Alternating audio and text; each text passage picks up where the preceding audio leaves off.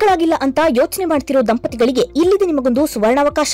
ಗರ್ಭಗುಡಿ IVF centre ನಿಮಗಾಗಿ ತಂದಿದೆ ಪರಿಪೂರ್ಣ ಆಫರ್. ಐವಿಎಫ್ ಚಿಕಿತ್ಸೆ ಮೇಲೆ ಬರೋಬ್ಬರಿ 1 ಲಕ್ಷ ರೂಗಳ ಭಾರಿ ರಿಯಾಯಿತಿ. ಆಫರ್ ಪಡೆಯಲು 907-12-34-005ಗೆ ಕಾಲ್ ಮಾಡಿ ಅಪಾಯಿಂಟ್ಮೆಂಟ್ ನ ಬುಕ್ ಮಾಡಿ. ಈ ಆಫರ್ ಡಿಸೆಂಬರ್ 31, 2024 ಮಾತ್ರ.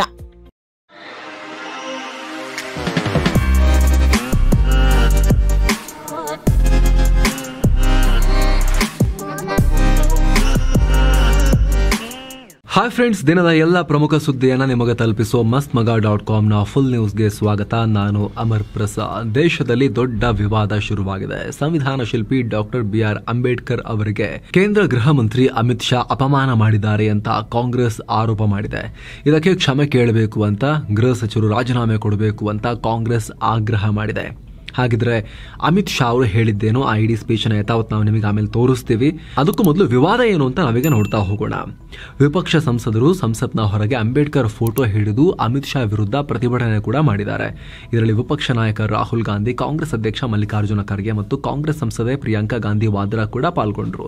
ಈ ವೇಳೆ ಮಾತನಾಡಿರೋ ಖರ್ಗೆ ಅವರು ಅಮಿತ್ ಶಾ ಅವರು ಬಾಬಾ ಸಾಹೇಬ್ ಅಂಬೇಡ್ಕರ್ ಮತ್ತು ಸಂವಿಧಾನಕ್ಕೆ ಅಪಮಾನ ಮಾಡಿದ್ದಾರೆ ಅಂತ ಆರೋಪಿಸಿದ್ದಾರೆ.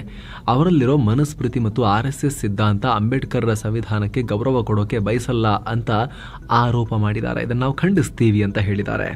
ಇದಕ್ಕೆ ಅಚ್ಚರಿಯ ರೀತಿಯಲ್ಲಿ ಕಾಂಗ್ರೆಸ್ಗೆ INDA ಕೂಟದ ಇತರರ ಬೆಂಬಲ ಕೂಡ ಸಿಕ್ಕಿಬಿಟ್ಟಿದೆ. ಮಮತಾ ಬ್ಯಾನರ್ಜಿ, ಅರವಿಂದ ಕೇಜ್ರಿವಾಲ್, ಮುಖ್ಯಮಂತ್ರಿ ಸಿದ್ದರಾಮಯ್ಯ ಕೂಡ ಅಮಿತ್ ಶಾ ಹೇಳಿಕೆಯನ್ನು ವಿರೋಧಿಸ್ತೀನಿ ಅಂತ ಹೇಳಿ ಟೀಕೆ ಟಿಪ್ಪಣಿಗಳನ್ನು ಮಾಡಿದ್ದಾರೆ. ಹಾಗಿದ್ರೆ ರಾಜ್ಯಸಭೆಯಲ್ಲಿ ಮಾತನಾಡ್ತಿದ್ದ ಟೈಮ್ನಲ್ಲಿ ಈ ಕಾನ್ಸ್ಟಿಟ್ಯೂಷನ್ ಡಿಬೇಟ್ನ ಕನ್ಕ್ಲೂಡಿಂಗ್ ಸ್ಪೀಚ್ನಲ್ಲಿ ಅಮಿತ್ ಶಾ ಏನು ಹೇಳಿದ್ರು, ಅವರ ಭಾಷಣದಲ್ಲಿ ಏನೆಲ್ಲ ಇತ್ತು ನೋಡ್ತಾ ಹೋಗೋಣ. ಕಾಂಗ್ರೆಸ್ ಆ ಭಾಷಣದ ಆರಂಭದ ತುಣುಕನ್ನ ಹಿಡ್ಕೊಂಡು ಇದು ಅಪಮಾನ ಅಂತ ಹೇಳ್ತಾ ಇದೆ. ನಾವು ಫುಲ್ ಕ್ಲಿಪ್ ಏನಿದೆ, ಅಮಿತ್ ಶಾ ಹೇಳಿದ್ದೇನು, ಆ ಇಡೀ ತುಣುಕನ್ನು ನಿಮಗೀಗ ನಾವು ಯಥಾವತ್ ಕನ್ನಡ ಟ್ರಾನ್ಸ್ಲೇಷನ್ ಕೊಡ್ತಾ ಹೋಗ್ತೀವಿ, ನೋಡಿ. ಅಂಬೇಡ್ಕರ್ ಅಂಬೇಡ್ಕರ್ ಅಂಬೇಡ್ಕರ್ ಅಂಬೇಡ್ಕರ್ ಅಂಬೇಡ್ಕರ್ ಈ ರೀತಿ ಹೇಳೋದು ಫ್ಯಾಷನ್ ಆಗಿಬಿಟ್ಟಿದೆ ಅವರಿಗೆ. ಇಷ್ಟು ಬಾರಿ ದೇವರ ಹೆಸರು ಹೇಳಿದ್ದಿದ್ರೆ ಇಷ್ಟೊತ್ತಿಗೆ ಕಾಂಗ್ರೆಸ್ನವರಿಗೆ 7 ಜನ್ಮಕ್ಕೂ ಸ್ವರ್ಗದಲ್ಲಿ ಜಾಗ ಸಿಕ್ಕಿರೋದು. ಅಂಬೇಡ್ಕರ್ ಅವರ ಹೆಸರು ಹೇಳೋದು ನಮಗೆ ತುಂಬ ಸಂತೋಷ. ಆದರೆ ಕಾಂಗ್ರೆಸ್ನವರು ಅಂಬೇಡ್ಕರ್ ಹೆಸರು ಹೇಳೋ ಹಿಂದಿನ ನಿಜವಾದ ಭಾವನೆ ಏನು ಅಂತ ನಾನೀಗ ಬಿಚ್ಚಿಡ್ತೀನಿ. ದೇಶದ ಮೊದಲ ಕ್ಯಾಬಿನೆಟ್ನಿಂದ ಅಂಬೇಡ್ಕರ್ ಯಾಕೆ ರಾಜೀನಾಮೆ ಕೊಟ್ಟಿದ್ರು? ನೆಹರು ಕ್ಯಾಬಿನೆಟ್ನಿಂದ. ಅಂಬೇಡ್ಕರ್ ಅಂದಿನ ನೆಹರು ಸರ್ಕಾರದ ವಿದೇಶಿ ನೀತಿಗಳಿಂದ ಆರ್ಟಿಕಲ್ 370 ಅಸಮಾಧಾನಗೊಂಡು ರಾಜೀನಾಮೆ ಕೊಟ್ಟೆ ಅಂತ ಖುದ್ದು ಅಂಬೇಡ್ಕರ್ ಹೇಳಿಕೊಂಡಿದ್ರು. ಅದಾದ್ಮೇಲೆ ನೆಹರು ಅವರು ರಾಜೀನಾಮೆ ಕೊಟ್ಟಾಗ ನೆಹರು ಅವರ ಹತ್ರ ಕೇಳಿದಾಗ ರಾಜಾಜಿ ಮತ್ತೆ ಅಂಬೇಡ್ಕರ್ ರಾಜೀನಾಮೆ ಕೊಟ್ಟು ಕ್ಯಾಬಿನೆಟ್ ವೀಕ್ ಆಗಲ್ವಾ ಅಂತ ಕೇಳಿದಾಗ ಅದಕ್ಕೆ ಉತ್ತರ ಕೊಟ್ಟಿದ್ದ ನೆಹರು ಅವರು, ರಾಜಾಜಿ ರಾಜೀನಾಮೆ ಕೊಟ್ಟಿದ್ರಿಂದ ಸ್ವಲ್ಪ ಸಮಸ್ಯೆ ಆಗುತ್ತೆ, ಆದರೆ ಅಂಬೇಡ್ಕರ್ ರಾಜೀನಾಮೆಯಿಂದ ಏನೂ ಸಮಸ್ಯೆ ಆಗಲ್ಲ, ಕ್ಯಾಬಿನೆಟ್ಗೆ ಏನು ಪ್ರಾಬ್ಲಮ್ ಆಗಲ್ಲ ಅಂತ ಉತ್ತರವನ್ನು ಕೊಟ್ಟಿದ್ರು. ಅದಾದ್ಮೇಲೆ ಅಂಬೇಡ್ಕರ್ ಅವರು ತೀರ್ಕೊಂಡಾಗ ಮುಂಬೈನ ಮೇಯರ್ ಸರ್ಕಾರಕ್ಕೆ ಪತ್ರ ಬರೆದು ಅಂಬೇಡ್ಕರ್ ಜನ್ಮಸ್ಥಳದಲ್ಲಿ ಅವರ ಸ್ಮಾರಕ ಮಾಡಬೇಕು ಅಂತ ನೆಹರುಗೆ ಮನವಿ ಮಾಡಿದ್ರು, ಸಲಹೆ ಕೊಟ್ಟರು. ಆದರೆ ನೆಹರು ಇದನ್ನು ತಿರಸ್ಕರಿಸಿದ್ರು. ಇದಕ್ಕೆಲ್ಲ ಸಾಮಾನ್ಯವಾಗಿ ವೈಯಕ್ತಿಕ ದುಡ್ಡನ್ನು ಖರ್ಚು ಮಾಡಬೇಕು, ಸರ್ಕಾರಿ ಹಣವನ್ನು ಖರ್ಚು ಮಾಡೋದು ಸರಿಯಲ್ಲ ಅಂತ ಹೇಳಿದ್ರು. ನಂತರ BJP ಅಧಿಕಾರಕ್ಕೆ ಬಂದ್ಮೇಲೆ ಅಂಬೇಡ್ಕರ್ ಸ್ಮಾರಕಗಳನ್ನು ಮಾಡಿದ್ವಿ. ನವೆಂಬರ್ 26 ಸಂವಿಧಾನ ದಿನವನ್ನಾಗಿ ಘೋಷಣೆ ಮಾಡಿದ್ವಿ. ಕಾಂಗ್ರೆಸ್ನ ಪರಿವಾರ ತಮ್ಮ ಫ್ಯಾಮಿಲಿಗೆಲ್ಲ ಭಾರತ ರತ್ನ ಕೊಡ್ಕೊಂಡು ಬಂದ್ರು. ಆದರೆ ಅಂಬೇಡ್ಕರ್ ಅವರಿಗೆ ಭಾರತ ರತ್ನ ಕೊಡಬೇಕು ಅಂತ ಅನ್ನಿಸ್ಲಿಲ್ಲ. ಅದಕ್ಕೆ 90ರ ದಶಕದಲ್ಲಿ BJP ಬಂದ ಬಳಿಕ BJPಯ ಒತ್ತಾಸೆಯಿಂದ ಭಾರತ ರತ್ನ ಕೊಡೋ ರೀತಿ ಆಯಿತು. ನಾವು ಭಾರತ ರತ್ನ ಕೊಡೋಕೆ ಕಾರಣ ಆದ್ವಿ ಅಂತ ಅಮಿತ್ ಶಾ ಹೇಳಿದ್ರು. ಇದಕ್ಕೆ ಮತ್ತೆ ಸುದ್ದಿಗೋಷ್ಠಿ ಮಾಡಿ ಪ್ರತಿಕ್ರಿಯೆ ಕೊಟ್ಟಿರೋ ಅಮಿತ್ ಶಾ ತಮ್ಮ ವಿರುದ್ಧ ಮಾತನಾಡಿದವರನ್ನ ಅಂಬೇಡ್ಕರ್ ವಿರೋಧಿ, ಸಂವಿಧಾನ ವಿರೋಧಿ ಅಂತ ಕರೆದಿದ್ದಾರೆ. ಸುಮ್ಮನೆ ಸುಳ್ಳು ಹಬ್ಬಿಸ್ತಾ ಇದ್ದಾರೆ ಕಾಂಗ್ರೆಸ್ನವರು. ಅಲ್ಲದೆ ನಾನು ರಾಜ್ಯಸಭೆಯಲ್ಲಿ ಮಾಡಿರೋ ಕಾಮೆಂಟ್ ಅನ್ನ ಕಾಂಗ್ರೆಸ್ ತಿರುಚೋಕೆ ಪ್ರಯತ್ನ ಪಡ್ತಾ ಇದೆ. ನಾನು ಕೊಟ್ಟಿರೋ ಸಂಪೂರ್ಣ ಹೇಳಿಕೆಯನ್ನ ಜನರ ಮುಂದಿಡುವಂತೆ ಮಾಧ್ಯಮಗಳಲ್ಲಿ ಕೇಳ್ಕೊಡ್ತೀನಿ. ಅಂಬೇಡ್ಕರ್ ಆದರ್ಶಗಳನ್ನ ಪಾಲಿಸುವ ಪಕ್ಷದಿಂದ ನಾನು ಬಂದಿರೋದು. ಖರ್ಗೆಯವರಿಗೆ ನಾನು ರಾಜೀನಾಮೆ ಕೊಡೋದ್ರಿಂದ ಸಂತೋಷ ಆಗೋದಾದ್ರೆ ಕೊಡ್ತೀನಿ, ಆದರೆ ಮುಂದಿನ 15 ವರ್ಷ ಕಾಲವಾದರೂ ಕೂಡ ಕಾಂಗ್ರೆಸ್ ವಿಪಕ್ಷ ಸ್ಥಾನದಲ್ಲೇ ಕೂತಿರಬೇಕು. ನಾನು ರಾಜೀನಾಮೆ ಕೊಡೋದ್ರಿಂದ ಅದೇನಾರು ಚೇಂಜ್ ಆಗುತ್ತಾ ಅಂತ ಪ್ರಶ್ನೆ ಮಾಡಿದ್ದಾರೆ.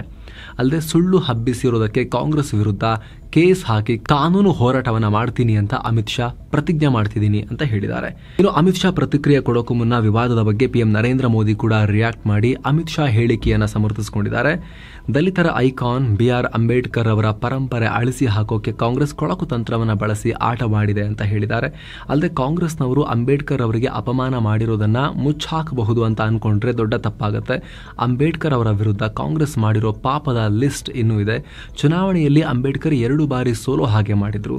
ನೆಹರು ಅವರು ಅಂಬೇಡ್ಕರ್ ವಿರುದ್ಧ ಕ್ಯಾಂಪೇನ್ ಮಾಡಿದ್ರು. ಅಂಬೇಡ್ಕರ್ ಅವರಿಗೆ ಭಾರತ ರತ್ನ ಕೊಡೋಕೆ ಕಾಂಗ್ರೆಸ್ ನಿರಾಕರಿಸಿತು. ಪಾರ್ಲಿಮೆಂಟ್ನ ಸೆಂಟ್ರಲ್ ಹಾಲ್ನಲ್ಲಿ ಅಂಬೇಡ್ಕರ್ರ ಭಾವಚಿತ್ರ ಇಡೋಕು ನಿರಾಕರಿಸಿದ್ರು ಅಂತ ಹೇಳಿದ್ದಾರೆ. ಇದಕ್ಕೂ ಕಾಂಗ್ರೆಸ್ ಪ್ರತಿಕ್ರಿಯೆ ಕೊಟ್ಟು ಮೋದಿ ಅಮಿತ್ ಶಾರನ್ನ ಕಾಪಾಡೋಕೆ ಈ ರೀತಿ ಹೇಳ್ತಿದ್ದಾರೆ ಅಂತ ಕಾಂಗ್ರೆಸ್ ಹೇಳ್ತು. ಏನೋ ದಿನ ಕಳೆದಂತೆ ಬಾಂಗ್ಲಾದ ಸೋ ಕಾಲ್ಡ್ ಮಧ್ಯಂತರ ಸರ್ಕಾರದ ಸೋ ಕಾಲ್ಡ್ ಲೀಡರ್ಗಳಿಗೆ ಏನ್ ಹೇಳ್ತಾ ಇದೀವಿ, ಜಗತ್ತು ನಾವು ಕೊಟ್ಟ ಹೇಳಿಕೆ ನೋಡಿ ನಗುತ್ತಾ ಅಥವಾ ಏನ್ ಅನ್ಕೊಳ್ಳುತ್ತೆ, ಯಾವ್ದರ ಪರಿವೇ ಇಲ್ಲದೆ ಮಕ್ಕಳ ತರ ಹೇಳಿಕೆ ಕೊಡೋಕೆ ಶುರು ಮಾಡಿದ್ದಾರೆ. ಈ ಸೋ ಕಾಲ್ಡ್ ಮಧ್ಯಂತರ ಸರ್ಕಾರದ ಮುಖ್ಯಸ್ಥ ಯೂನಸ್ಗೆ ಬಹಳ ಆಪ್ತ ಅಂತ ಹೇಳಲಾಗ್ತಿರೋ ಮೆಹಫೂಜ್ ಆಲಂ ದೊಡ್ಡ ಸ್ಟೇಟ್ಮೆಂಟ್ ಕೊಟ್ಬಿಟ್ಟಿದ್ದಾರೆ.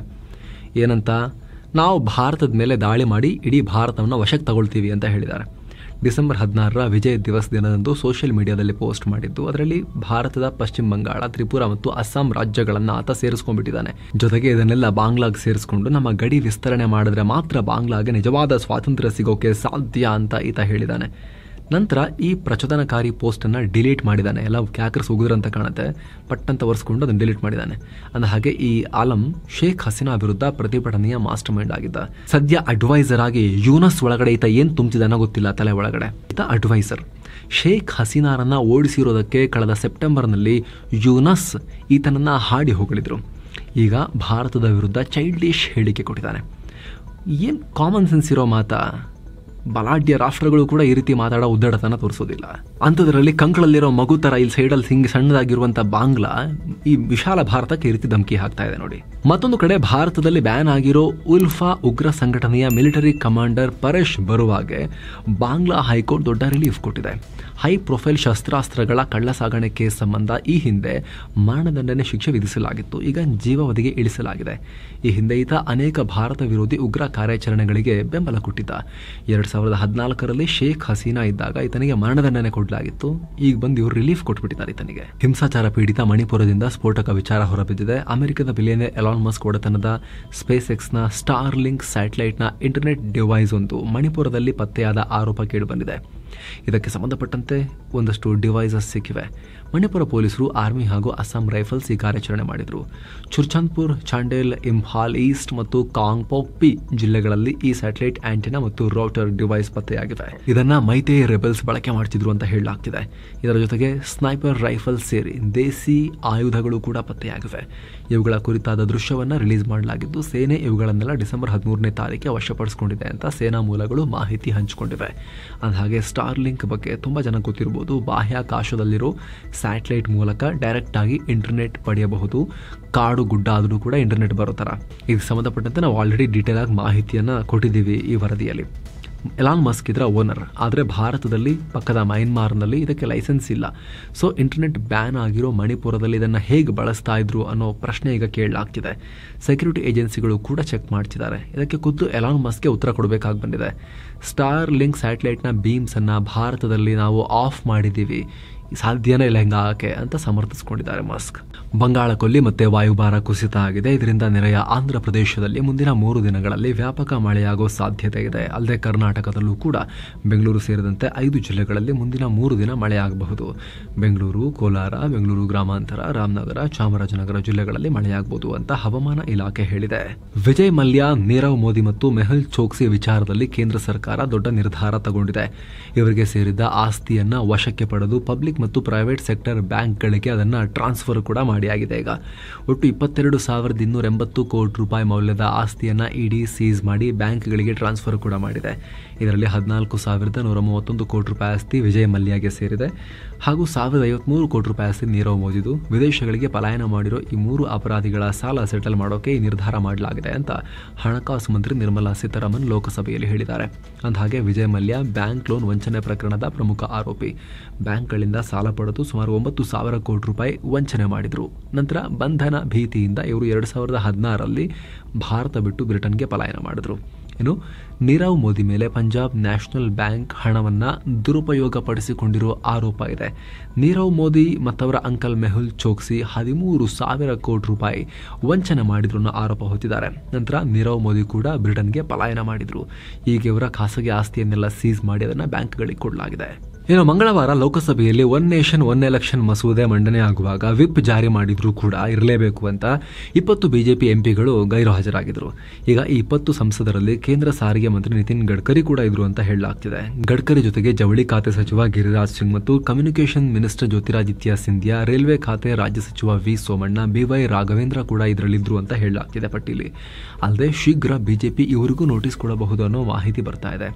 ಇವರು ಯಾಕೆ ಗೈರು ಹಾಜರಾಗಿದ್ರು ಇಷ್ಟೊಂದು ಮಹತ್ವದ ಚರ್ಚೆ ಸಂದರ್ಭದಲ್ಲಿ ಅನ್ನೋದ್ರ ಬಗ್ಗೆ ಇನ್ನೂ ಕೂಡ ಸ್ಪಷ್ಟವಾದ ಕಾರಣವನ್ನ ಕೊಟ್ಟಿಲ್ಲ. ಇವರು ಏನೋ ಕನಿಷ್ಠ ಬೆಂಬಲ ಬೆಲೆ ಸೇರಿ ವಿವಿಧ ಬೇಡಿಕೆ ಮುಂದಿಟ್ಟು ಹೋರಾಟ ಮಾಡ್ತಿರೋ ಪಂಜಾಬ್ ರೈತರು ಅನೇಕ ಕಡೆ ರೈಲು ತಡೆದು ಪ್ರತಿಭಟಿಸಿದ್ದಾರೆ. ಸಂಯುಕ್ತ ಕಿಸಾನ್ ಮೋರ್ಚಾ ಮತ್ತು ಕಿಸಾನ್ ಮಜ್ದೂರ್ ಮೋರ್ಚಾ ಬ್ಯಾನರ್ ಅಡಿಯಲ್ಲಿ ರೈಲ್ ರೋಕೋ ಆಂದೋಲನ ಮಾಡಿದ್ದಾರೆ. ಈ ರೈತರು ಫೆಬ್ರವರಿ 13ರಿಂದ ಪಂಜಾಬ್ ಮತ್ತು ಹರಿಯಾಣದ ಶಂಭು ಮತ್ತು ಖನೌರಿ ಗಡಿ ಪ್ರದೇಶದಲ್ಲಿ ನಿರಂತರವಾಗಿ ಪ್ರತಿಭಟಿಸ್ತಾ ಇದ್ದಾರೆ. ಇನ್ನು ಇತರ ಸುದ್ದಿಗಳ ಕ್ವಿಕ್ ರೌಂಡ್ ಅಪ್ ನೋಡೋದಾದ್ರೆ, ವಿಶ್ವ ಪ್ರಸಿದ್ಧ ಮೈಸೂರು ಸ್ಯಾಂಡಲ್ ಸೋಪ್ ತಯಾರಿಕಾ company Karnataka soap and detergent limited ಹೊಸ ದಾಖಲೆ ಮಾಡಿದೆ. 2023-24 ಆರ್ಥಿಕ ವರ್ಷದಲ್ಲಿ ಕಂಪನಿಗೆ 362 ಕೋಟಿ ರೂಪಾಯಿ ಆದಾಯ ಬಂದಿದೆ. ಇದರ ಬೆನ್ನಲ್ಲೇ ಕಂಪನಿ ಅಧ್ಯಕ್ಷ ನಾಡಗೌಡ 108 ಕೋಟಿ ರೂಪಾಯಿ ಬೆಲೆಯ ಡಿವಿಡೆಂಡ್ ಅಂದರೆ ಲಾಭಾಂಶದ ಚೆಕ್ ಅನ್ನು ಸಿಎಂ ಸಿದ್ದರಾಮಯ್ಯ ಅವರಿಗೆ ಹಸ್ತಾಂತರ ಮಾಡಿದ್ದಾರೆ. ರಾಜ್ಯದಲ್ಲಿ ಸೈಬರ್ ಅಪರಾಧ ನಿಯಂತ್ರಣ ಮಾಡೋಕೆ ಮತ್ತು ಸೈಬರ್ ಸುರಕ್ಷತೆಗಾಗಿ ಹೊಸದಾಗಿ ಡಿಜಿಪಿ ಹುದ್ದೆ ಸೃಷ್ಟಿಸಲಾಗಿದ್ದು ಶೀಘ್ರದಲ್ಲಿ ಇದಕ್ಕೆ ನೇಮಕಾತಿ ಮಾಡ್ತೀವಿ ಅಂತ ಗೃಹ ಸಚಿವ ಜಿ ಪರಮೇಶ್ವರ್ ಹೇಳಿದ್ದಾರೆ. ಇದು ದೇಶದಲ್ಲೇ ಮೊದಲು ಅಂತ ಸಚಿವರು ಮಾಹಿತಿ ಕೊಟ್ಟಿದ್ದಾರೆ. ಏನು ಬೆನ್ನು ನೋವಿಗೆ ಸರ್ಜರಿ ಮಾಡಿಸಬೇಕು ಅಂತ ಮಧ್ಯಂತರ ಜಾಮೀನು ಪಡೆದಿದ್ದ ನಟ ದರ್ಶನ್ ಬಗ್ಗೆ ಇನ್ನೊಂದು ಮಾಹಿತಿ ಬಂದಿದೆ. ಆಸ್ಪತ್ರೆಗೆ ಅಂತ ಜಾಮೀನು ತಗೊಂಡು 7 ವಾರಗಳ ಬಳಿಕ ಶಸ್ತ್ರಚಿಕಿತ್ಸೆ ಮಾಡಿಸದೆ BGS ಆಸ್ಪತ್ರೆಯಿಂದ ಡಿಸ್ಚಾರ್ಜ್ ಆಗಿದ್ದಾರೆ ಅನ್ನೋ ವರದಿ ಈಗ ಬರ್ತಾ ಇದೆ. ಏನು ರಾಜ್ಯ ಬಿಜೆಪಿಯಲ್ಲಿ ಭಿನ್ನಮತದ ನಡುವೆ ಬಿಜೆಪಿ ರಾಜ್ಯಾಧ್ಯಕ್ಷ ವಿಜಯೇಂದ್ರ PM ಮೋದಿ ಅವರನ್ನ ಮೀಟ್ ಮಾಡಿ ಮಾತನಾಡಿದ್ದಾರೆ. ಬಿಜೆಪಿ ರಾಜ್ಯಾಧ್ಯಕ್ಷ ಸ್ಥಾನ 1 ವರ್ಷ ಪೂರೈಸಿದ ಹಿನ್ನೆಲೆಯಲ್ಲಿ ಮೋದಿ ಅವರಿಂದ ಆಶೀರ್ವಾದ ಪಡೆಯಕ್ಕೆ ಹೋಗಿದೆ ಅಂತ ವಿಜಯೇಂದ್ರ ಹೇಳಿದ್ದಾರೆ. ಮುಂಬೈನ ಗೇಟ್ ವೇ ಆಫ್ ಇಂಡಿಯಾದ ಕರಾವಳಿ ತೀರದಲ್ಲಿ ಸುಮಾರು 80 ಪ್ರಯಾಣಿಕರಿದ್ದ ಬೋಟ್ ಒಂದು ಮಗುಚಿ ಬಿದ್ದಿದೆ. ಈ ಬೋಟ್ ಎಲಿಫೆಂಟಾ ಗುಹೆಯಿಂದ ಗೇಟ್ ವೇ ಆಫ್ ಇಂಡಿಯಾಗೆ ಹೋಗ್ತಾ ಇತ್ತು. ಘಟನೆಯಲ್ಲಿ 2 ಪ್ರಯಾಣಿಕರು ಮೃತಪಟ್ಟಿದ್ದು 77 ಜನ ಕಾಪಾಡಲಾಗಿದೆ. ಉಳಿದವರಿಗಾಗಿ ನೌಕಾಪಡೆ ಮತ್ತು ಕೋಸ್ಟ್ ಗಾರ್ಡ್ ರಕ್ಷಣಾ ಕಾರ್ಯಾಚರಣೆ ನಡೆಸ್ತಾ ಇದ್ದಾರೆ. ಇನ್ನು ದಿಲ್ಲಿಯ JNUನ ಮಾಜಿ ಸ್ಟೂಡೆಂಟ್ ಲೀಡರ್, ದಿಲ್ಲಿ ಗಲಭೆ ಪ್ರಕರಣದ ಆರೋಪಿ ಉಮರ್ ಖಾಲಿದ್ಗೆ ಇದೀಗ ಕೋರ್ಟ್ 7 ದಿನಗಳ ಮಧ್ಯಂತರ ಜಾಮೀನು ಕೊಟ್ಟಿದೆ. ಖಾಲಿದ್ ತನ್ನ ಸೋದರ ಸಂಬಂಧಿಯ ಮದುವೆಯಲ್ಲಿ ಭಾಗಿಯಾಗೋಕೆ ಬೇಲ್ ಕೊಡಲಾಗಿದೆ. ಇನ್ನು ಭಾರತದ ಷೇರುಪೇಟೆಯಲ್ಲಿ ರೆಡ್ ಟ್ರೆಂಡ್ ಮುಂದುವರೆದಿದೆ. ನಿರಂತರ 3ನೇ ಸೆಷನ್ನಲ್ಲೂ ಕೂಡ ರಕ್ತಪಾತ. ದಿನದ ವಹಿವಾಟಿನ ಅಂತ್ಯಕ್ಕೆ ಸೆನ್ಸೆಕ್ಸ್ 502 ಪಾಯಿಂಟ್ ಬಿದ್ದು 80,182, ನಿಫ್ಟಿ 137 ಪಾಯಿಂಟ್ಸ್ ಬಿದ್ದು 24,198 ಆಗಿದೆ. ಕಳೆದ 3 ಸೆಷನ್ಗಳಲ್ಲಿ 1,951 ಪಾಯಿಂಟ್ಸ್ ಕ್ರ್ಯಾಶ್ ಆಗಿದೆ. ಹೂಡಿಕೆದಾರರು 6 ಲಕ್ಷ ಕೋಟಿ ರೂಪಾಯಿ ಕಳ್ಕೊಂಡಿದ್ದಾರೆ. ಅಮೆರಿಕದ ಫೆಡರಲ್ ರಿಸರ್ವ್ ಪಾಲಿಸಿ ಮೀಟಿಂಗ್ ಮೇಲೆ ಹೂಡಿಕೆದಾರರು ಕಣ್ಣಿಟ್ಟಿದ್ದಾರೆ. ಅಲ್ಲಿನ ಔಟ್ಕಮ್ ಏನು ಬರುತ್ತೆ ಅಂತ. ವಿದೇಶಿ ಹೂಡಿಕೆಗಳ ಹೊರಹರಿವು ಕೂಡ ಜಾಸ್ತಿ ಆಗಿದೆ. ಹೆವಿವೇಟ್ ಬ್ಯಾಂಕಿಂಗ್ ಕಂಪನಿಗಳಾದ HDFC ಮತ್ತು ICICI ಬ್ಯಾಂಕ್ಗಳು ಕೂಡ ಲಾಸ್ ಮಾಡಿಕೊಂಡಿವೆ. ಡಾಲರ್ ಮುಂದೆ ರೂಪಾಯಿ ಮೌಲ್ಯ 6 ಪೈಸೆ ಕಮ್ಮಿಯಾಗಿ 84 ರೂಪಾಯಿ 95 ಪೈಸೆ ಆಗಿದೆ. ಇನ್ನು ಚಿನ್ನ ಮತ್ತು ಬೆಳ್ಳಿ ಬೆಲೆ ವಿಚಾರಕ್ಕೆ ಬಂದರೆ 24 ಕ್ಯಾರೆಟ್ನ 10 ಗ್ರಾಂ ಚಿನ್ನದ ಬೆಲೆಯಲ್ಲಿ 296 ರೂಪಾಯಿ ಜಾಸ್ತಿಯಾಗಿ 76,658 ರೂಪಾಯಿ ಆಗಿದೆ. 22 ಕ್ಯಾರೆಟ್ನ 10 ಗ್ರಾಂ ಚಿನ್ನದ ಬೆಲೆಯಲ್ಲಿ 272 ರೂಪಾಯಿ ಜಾಸ್ತಿಯಾಗಿ 70,220 ರೂಪಾಯಿ ಆಗಿದೆ. 1 ಕೆಜಿ ಬೆಳ್ಳಿ ಬೆಲೆಯಲ್ಲಿ 535 ರೂಪಾಯಿ ಜಾಸ್ತಿಯಾಗಿ 89,060 ರೂಪಾಯಿ ಆಗಿದೆ. ಸೊ ಫ್ರೆಂಡ್ಸ್, ಇದಾಗಿತ್ತು ಇವತ್ತಿನ ಫುಲ್ ನ್ಯೂಸ್. ನಾವು ಕುಯ್ದಿಲ್ಲ, ಹೇಳದಿಲ್ಲ, ಕಿರ್ಚಾಡಿಲ್ಲ, ಕೇವಲ ಸುದ್ದಿಯ ರೀತಿಯಲ್ಲಿ ನಿಮಗೆ ತಲುಪಿಸುವ ಪ್ರಯತ್ನವನ್ನು ಮಾಡಿದ್ದೀವಿ. ನಮ್ಮ ಈ ಪ್ರಯತ್ನ ನಿಮಗೆ ಇಷ್ಟ ಆಗಿದ್ರೆ ದಯವಿಟ್ಟು mastmaga.comನ ಚಾನಲ್ಗೆ ಸಬ್ಸ್ಕ್ರೈಬ್ ಮಾಡಿ, ಪಕ್ಕದ ಬೆಲ್ ಐಕಾನ್ ಮೇಲೆ ಕ್ಲಿಕ್ ಮಾಡೋದನ್ನು ಯಾವುದೇ ಕಾರಣಕ್ಕೂ ಮರಿಬೇಡಿ. Thank you so much. ಮತ್ತೆ ಭೇಟಿ ಆಗ್ತಿರೋಣ. ನಮಸ್ತೆ.